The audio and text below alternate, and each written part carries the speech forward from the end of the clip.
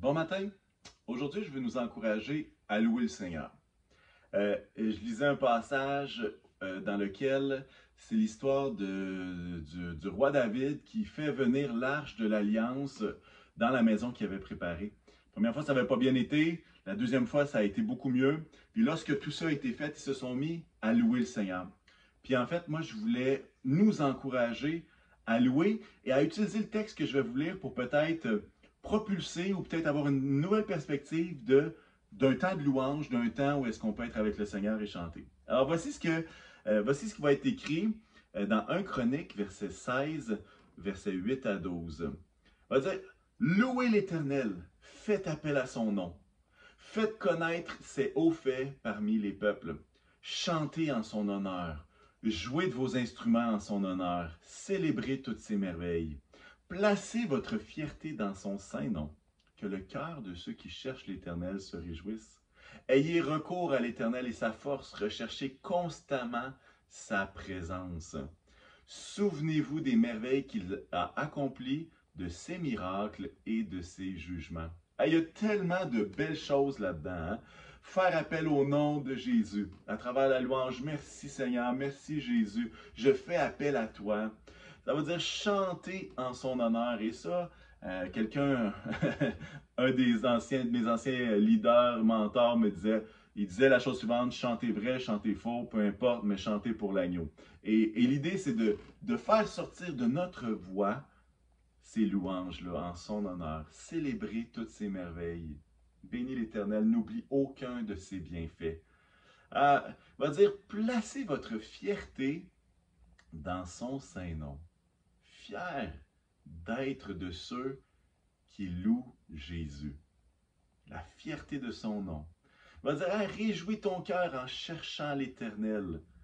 Et qu'à travers un simple temps de louange, on puisse avoir cette pensée de, hey, je cherche l'Éternel et c'est mon plaisir, c'est une joie, c'est mon bien de rechercher l'Éternel, de se trouver dans sa présence. On va dire ça en rechercher constamment sa présence.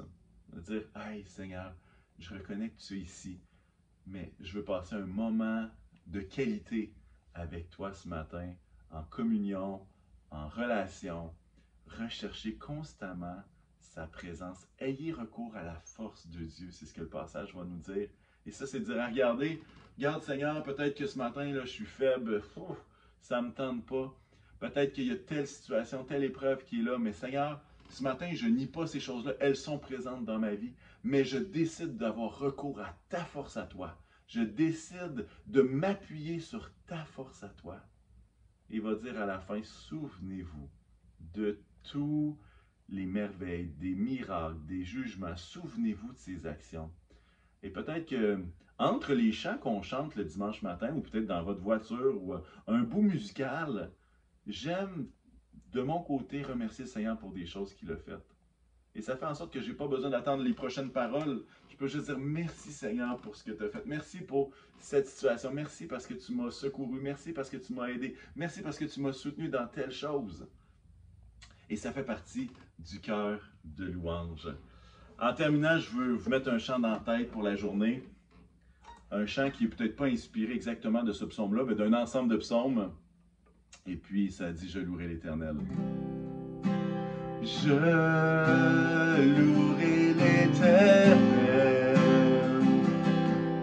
de tout mon cœur. Je raconterai toutes ses merveilles. Je chanterai son nom. Je louerai l'Éternel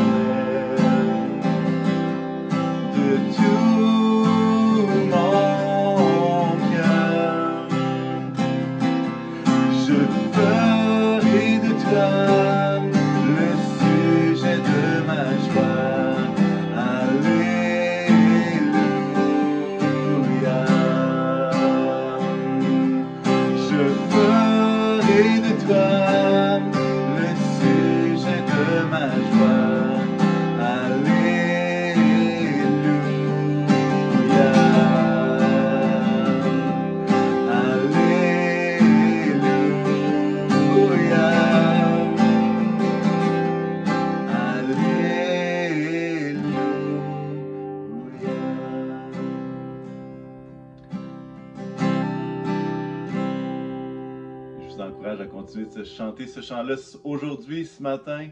Et puis, chantez vrai, chantez faux, mais surtout, chantez pour l'agneau. Passez une belle journée tout le monde.